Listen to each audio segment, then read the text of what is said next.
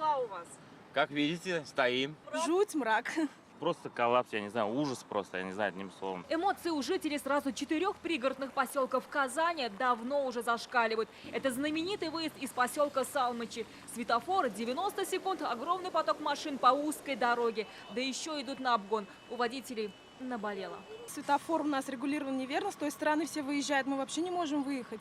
2-3 машины отсюда выезжают и все. Дороги тоже там наверху везде раздолбаны, так скажем. С утра настроение немножко перед работой, перед садиком немножко ухудшается, поэтому очень тяжело. И хотелось бы все-таки, чтобы все это наладили. Вид сверху, вид с земли, с любого ракурса итог один и тот же. Пробка всесезонно, когда уже нет сил терпеть, остается только петь. Здесь у всех одна проблема. Кто стал раньше, тот и первый. Время застынет на этом моменте. Привольная Вишневка и Куюки. Так жители поселка рассказали о своей проблеме. С пародией о наболевшем. Спели с душой от того, что сами стоят каждый день в этом потоке. Вот это вот Клипы. что? Это крайняя мера? Ну, наверное, я думаю, да. Надеюсь, что она поможет. Вот. Как-то Слышали, подошли немножко что? с юмором, да, что наше правительство все-таки услышит нас о наших бедах, о наших проблемах. И хоть песня для правительства, проблема эта городская. Пока услышали лишь о том, что нужен ремонт дорог. Исполком Казани его в этом году запланировал от улицы Кулгали до Салмычи с расширением до 4 полос. В настоящее время проектная организация «Тадор проект» ведется проектирование данной дороги. Работы планируется начать по мере готовности проектно-сметной документации и наступления благоприятных погодных условий. Пока же условия таковы. Многочасовая пробка с 5 утра.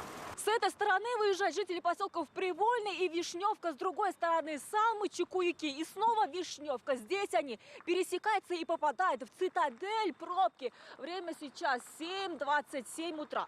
И это только начало ужаса. Пока школы и садики вводят, в субботу-воскресенье, пожалуйста, нет пробок.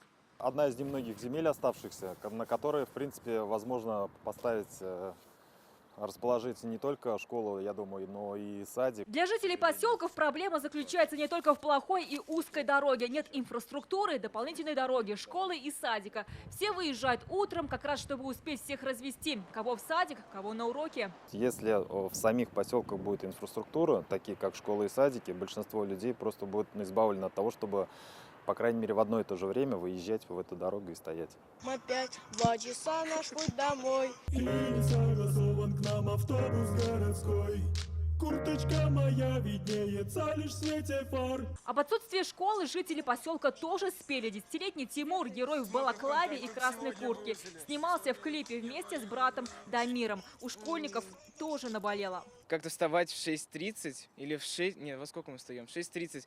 Это не очень... Неинтересно. Неинтересно мне это, вставать так.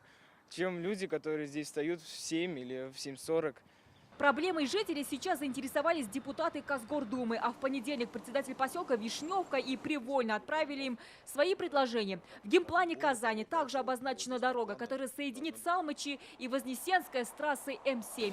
Водители в ожидании, и сколько песен им придется пропеть, пока неизвестно. Альбина Минибаева, Марат Зайдуллин, ТНВ, Казань.